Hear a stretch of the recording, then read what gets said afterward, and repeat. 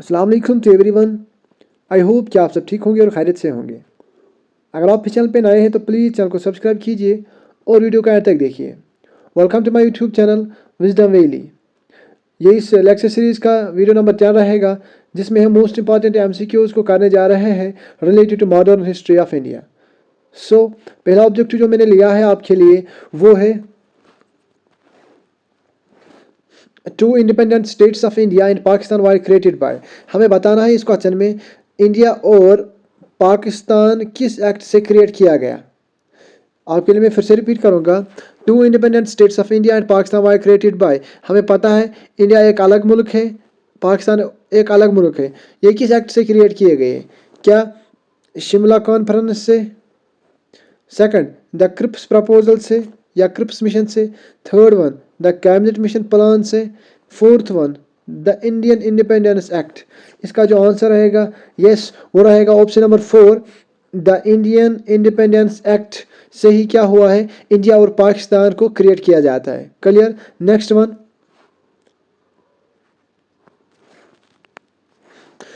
Which one of the following is correct chronological order. हमें बताना है करेक्ट क्रोनोलॉजिकल ऑर्डर दिए गए ऑप्शंस में से। सो फर्स्ट वन जो है वो है फर्स्ट राउंड टेबल कॉन्फ्रेंस, फिर पूना पैक्ट, फिर साइमन कमीशन, फिर Gandhi Irwin pact.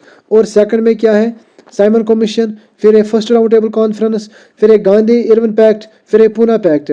Third one में है Gandhi Irwin pact, Simon commission, first round table conference, Poona pact. Fourth one में Poona pact, Simon commission, first round table conference और लास्ट में गांधी इरविन पैक्ट। अगर आपको मैं बता दूं इस क्वेश्चन नंबर 2 का जो आंसर रहेगा वो रहेगा option number second yes Simon commission. आपको मैं बता दूं यस साइमन कमीशन 1927 में होता है। क्लियर। यस उसके बाद फर्स्ट राउंड टेबल कॉन्फ्रेंस 1930 में होती है। क्लियर। पहला आया 1927, फिर आया 1930। उसके बाद क्या है, yes Gandhi Irwin pact. Gandhi Irwin pact 1931 में होता है। क्लियर। आ गया फर्स्ट 1927, 1930, 1931 और लास्ट में आता है पूना पैक्ट, वो होता है 1932 में। क्लियर। सो क्वेश्चन नंबर 2 का जो आंसर रहेगा वो रहेगा साइमन कमीशन पहले, फिर फर्स्ट राउंड टेबल कॉन्फ्रेंस, फिर गांधी इरविन पैक्ट और लास्ट में रहेगा Poona pact. Okay, I hope ये आपको समझ आ गया होगा। नेक्स्ट वन की तरफ हम जाएंगे।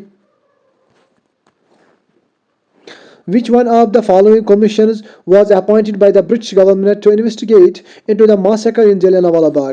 हमें पता है 13 अप्रैल 1919 को क्या होता है, जलियांवाला बाग मासेकर होता है। अब उसके लिए कौन सी कमेटी को इन्वेस्टिगेट करना था, या आपको मैं बता दूं कौन सा कमीशन को अपॉइंट किया जाता है to investigate into the matter या into the massacre in Jallianwala Bagh. Okay, so पहला ऑप्शन बटलर कमीशन थी, सेकंड हंटर कमीशन थी, या साइमन कमीशन, या वेलबाय कमीशन। इसका जो आंसर रहेगा वो रहेगा option number second Hunter commission. Hunter commission ही होता है जो कि इन्वेस्टिगेट करता है into the massacre in Jallianwala Bagh. ये आप याद रख लीजिएगा, इंपॉर्टेंट वन है रिलेटेड टू एग्जामिनेशन। ओके, इसको आप थोट्स ट्रिपल स्टार में रख लीजिएगा। क्वेश्चन नंबर 4 की तरफ हम जाएंगे। Jayaprakash Narayan belong to which party. इन चारों में से हमें बताना है कौन सी पार्टी किसकी है, जयप्रकाश नारायण की, या सिंपली मैं आपको ये बता दूं कि जयप्रकाश नारायण किस पार्टी से इनमें बिलोंग करता था। क्या सोशलिस्ट पार्टी से बिलोंग करता था, क्या कांग्रेस से, या किसान सभा से, या रायवादी से। इसका जो आंसर रहेगा माय डियर्स वो रहेगा yes socialist party. Socialist party से ही जयप्रकाश नारायण बिलोंग करते थे। क्लियर। फिफ्थ वन की तरफ हम जाएंगे। The Mantra do or die.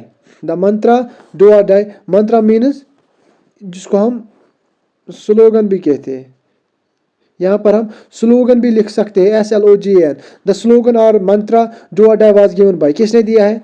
क्या महात्मा गांधी ने दिया है, JC बोस ने दिया है, CV रमन जी ने दिया है, या PC रॉय ने दिया है?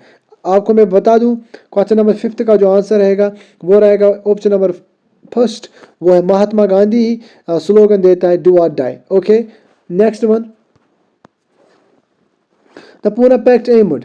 अभी हमने पढ़ा पूना पैक्ट 1932 में हुआ है। क्लियर। अब एम क्या था, फंडामेंटल एम क्या था पूना पैक्ट का, जो कि 1932 में हुआ? क्या हिंदू मुस्लिम यूनिटी ये चाहता था? To represent lower caste, 8 privilege to princes, to review the dyarchy, क्या चाहता था? फंडामेंटल एम क्या था पूना पैक्ट का? क्या ये चाहते थे, या इसमें कहा गया कि हिंदू मुस्लिम यूनिटी हो? क्या इसमें कहा गया है कि रिप्रेजेंट लोअर कास्ट को रिप्रेजेंट किया जाए, ज़्यादा से ज़्यादा उनको पावर दिया जाए, ज़्यादा से ज़्यादा उनको एडमिनिस्ट्रेशन में लाया जाए? 8 privilege to princes, privilege means क्या हम ज़्यादा हक किनको दे, प्रिंसेस को दे, या टू रिवाइव द डायरची? आपको मैं बता दूं, इस क्वेश्चन नंबर 6 का जो आंसर रहेगा वो रहेगा ऑप्शन नंबर 2। यस, जो पूना पैक्ट का एम था वो यही था कि हमें ज़्यादा से ज़्यादा रिप्रेजेंट करने हैं क्या, लोअर कास्ट किस में, एडमिनिस्ट्रेशन में। क्लियर। क्वेश्चन नंबर 7 की तरफ हम जाएंगे।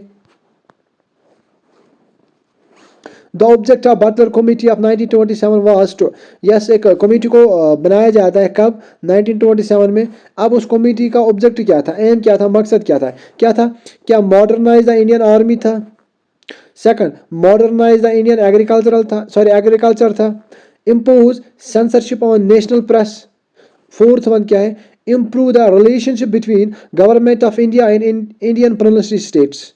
सो आपके लिए मैं फिर से रिपीट करूंगा, क्या इस बटलर कमेटी का यही ऑब्जेक्ट था कि हम मॉडर्नाइज करें किसको, इंडियन आर्मी को, या मॉडर्नाइज करें इंडियन एग्रीकल्चर को, या इम्पोज करें सेंसरशिप? इम्पोज सेंसरशिप मीन्स कि जो freedom of speech and expression होती है उस पर बैन लगाना, उसी को हम कहते हैं सेंसरशिप। क्या इस बटलर कमेटी का ये भी ऑब्जेक्ट था कि सेंसरशिप होनी चाहिए नेशनल प्रेस पे? और fourth one, improve the relationship between government of India and Indian provincial states. So इसका जो आंसर रहेगा माय डियर्स वो रहेगा ऑप्शन नंबर 4। यस, जो बटलर कमेटी थी इसका जो मेन ऑब्जेक्ट था वो यही था, improve the relationship between government of India and Indian provincial state. याद रख लीजिएगा, एग्जाम में बन सकता है। क्लियर। नेक्स्ट वन की तरफ हम जाएंगे। The first and last Indian to hold office as Governor General of Independent India was, हमें इस क्वेश्चन में बताना है कि वो कौन सा इंडिया का फर्स्ट और इंडिया का लास्ट था जो कि होल्ड करता है office as a governor general of independent India. Clear. So कौन था? एम ए अंसारी था, राजेंद्र प्रसाद था, जमन लाल बजाज था, या सी राजा गोपालाचारी था? इसका जो आंसर रहेगा वो रहेगा option number 4। Yes, C Rajagopalachari ही था जो कि first and last India to hold office as governor general of independent India रहता है। क्लियर। क्वेश्चन नंबर 9 पे जाएंगे, लास्ट सेकंड पे हम जाएंगे। Why did Mahatma Gandhi support the खिलाफत मूवमेंट? अब इस क्वेश्चन में हमें बताना है कि जो गांधी जी था वो खिलाफत मूवमेंट को सपोर्ट क्यों करता था, या उसने खिलाफत मूवमेंट को सपोर्ट क्यों किया? The Khilafa was a personal friend of Gandhi ji. क्या जो खिलाफा था वो पर्सनल फ्रेंड था गांधी जी का, इसीलिए वो क्या करता है, खिलाफत मूवमेंट को सपोर्ट करता है? या the Khilafa support Indian struggle for freedom, या खिलाफा ही क्या करता था सॉरी, क्या खिलाफा ही सपोर्ट करता था किसकी फ्रीडम स्ट्रगल के लिए, इंडिया की फ्रीडम स्ट्रगल के लिए? Third one, the Khilafa had given shelter to Indian revolutionary, क्या खिलाफा ने क्या किया था, शेल्टर दिया था इंडियन रेवोल्यूशनरी के लिए? और question number option number 4, Gandhi ji wanted to win the support of the Indian Muslims against the British. लेकिन इसका जो आंसर रहेगा वो रहेगा option number 4। Yes sorry, Gandhi ji wanted to win the support of the Indian Muslims against British. Okay, आप याद रख लीजिएगा। लास्ट वन की तरफ हम जाएंगे। Sorry for question number 10, who of the following took the burning of the foreign clothes during the non cooperation movement is insensate waste? अब जब क्या हुआ था, नॉन कॉपरेशन मूवमेंट चला था, उस टाइम बर्निंग ऑफ क्लोथ्स की, नॉन कॉपरेशन मीन्स ये होता है कि not to cooperate with British. जब नॉन कॉपरेशन मूवमेंट को चलाया जाता है तो who of the following took the burning of foreign clothes during the non cooperation movement is insensate waste?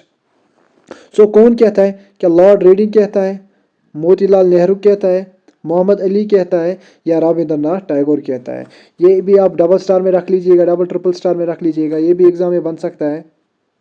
इसका जो आंसर रहेगा वो रहेगा option number 4। Yes, Rabindranath Tagore ही होता है जो कि जब नॉन कॉपरेशन मूवमेंट चलता था या चल रहा था उस टाइम जो फॉरेन क्लोथ्स थे वो उनको क्या कहता है, insensate waste. Okay and at last I hope ये आपको समझ आ गया होगा। अगर आप इस चैनल पे नए हैं तो प्लीज़ चैनल को सब्सक्राइब कीजिए। थैंक्स।